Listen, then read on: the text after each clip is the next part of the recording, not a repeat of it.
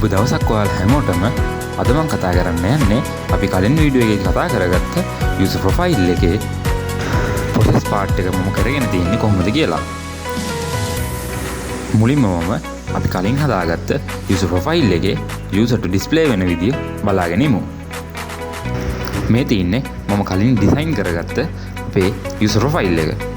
අපි දැන් අපේ process part එක වෙලා තියෙන්නේ කොහොමද කියලා කෝඩ් එකට ගිහිල්ලා බලමු. මුලින්ම අපි user profile.php කියන ෆෝල්ඩර් එකේ කෝඩ් ලයින් එක ගැන කතා කරලා ඉමු. මුලින්ම මම අපේ header.php ෆයිල් එක මෙතනට ඇඩ් කරගෙන තියෙනවා. ඊට පස්සේ මම user log වෙලා නැත්නම් index.php ෆයිල් එක load වෙන විදිහට මෙන්න මේ කෝඩ් එකෙන් මම හදාගෙන තියෙනවා. ඊට පස්සේ මම search query එකක් කරා අපේ database එකේ තියෙන user ගේ ID එක, name එක, email එක සහ account type එක අරගෙන තියෙනවා. ඊට පස්සේ මම result එකක් තියෙනවා නම් save වෙන විදිහටත් නැත්නම් null වෙන විදිහටත් මෙන්න මේ code එකේ හදාගෙන තියෙනවා. ඊට පස්සේ මම gender table එක සහ address table එක, city table එක සහ country table එක join කරලා තියෙනවා. මෙන්න මේ table වලින් full profile data ටික load වෙන විදිහට මෙන්න මේ code එකෙන් මම හදාගෙන තියෙනවා. අපි දැන් අපේ database එකට ගිහිල්ලා බලමු මම අලුතෙන් හදාගෙන තියෙන tables ටික මොනවද කියලා. දැන් ඔයාලට මේ පේන්නේ මගේ database එක. මම මෙතන user profiles, gender, country, address සහ city කියලා table පහක් හදාගෙන තියෙනවා. ඊට පස්සේ අපි ADSQL එකට ගිහිල්ලා බලමු මම add කරගෙන තියෙන column ටික මොනවද කියලා.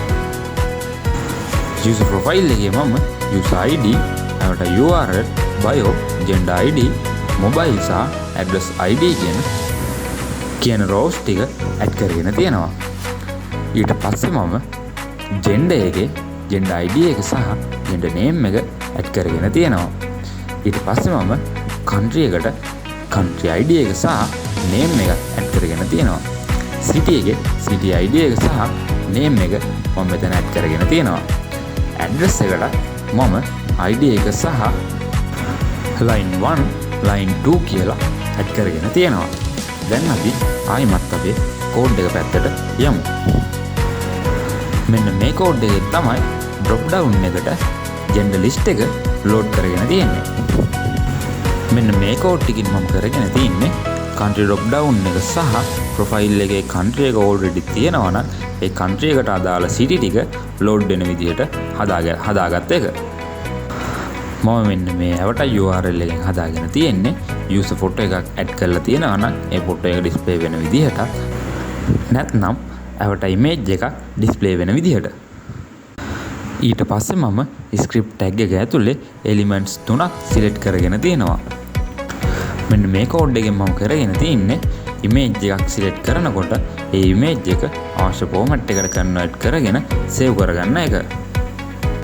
මේ code එකෙන් මම හදාගෙන තියෙන්නේ country එක සහ city එක drop down එක select කරගන්න එක.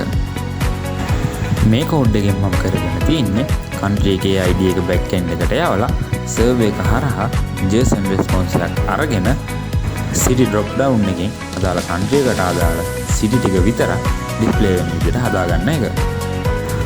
form submission කියන category එකේ තියෙන code එකෙන් මම කරගෙන තියෙන්නේ අදාළ details ටික select කරගත්තට පස්සේ button එක disable වෙලා profile update process.php කියන file එකට data ටික send කරලා ඒ data ටික හරියට send වුණා නම් success කියලා message එකක් එන විදිහටත් නැත්නම් error message එකක් එන විදිහටත් මෙන්න මේ code එක මම හදාගෙන තියෙනවා.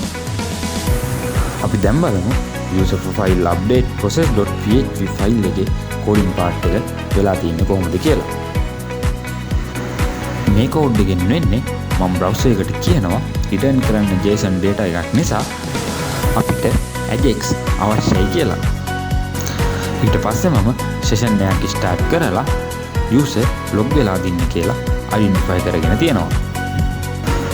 මේ code එකෙන් වෙන්නේ user log වෙලා නැත්නම් process එක stop වෙන එක. ඊට පස්සේ මම post කරපු data ටික variables වලට save කරගෙන තියෙනවා. ඊට පස්සේ මම වැලිඩේෂන් එක ස්ටාර්ට් කරගෙන තියෙනවා. ඒ කියන්නේ ෆස්ට් නේම් එක MD නම් error එකක් එන විදිහට ඊමේල් එකේ ෆෝමැට් එක වැරදි නම් error message එකක් එන විදිහට බයෝ එකේ characters 500ට වඩා වැඩි නම් error එකක් එන විදිහට මොබයිල් එකේ ෆෝමැට් එක වැරදි නම් error එකක් එන විදිහට city එක select කරලා නැත්නම් error message එකක් එන විදිහට තමයි මේ validation part එක මම මෙතන add කරගෙන තියෙන්නේ.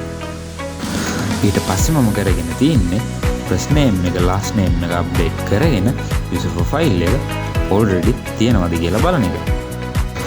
ඊට පස්සේ මම හදාගෙන තියෙන්නේ address එක update වෙන විදිහට නැත්නම් new address එක create වෙන විදිහට.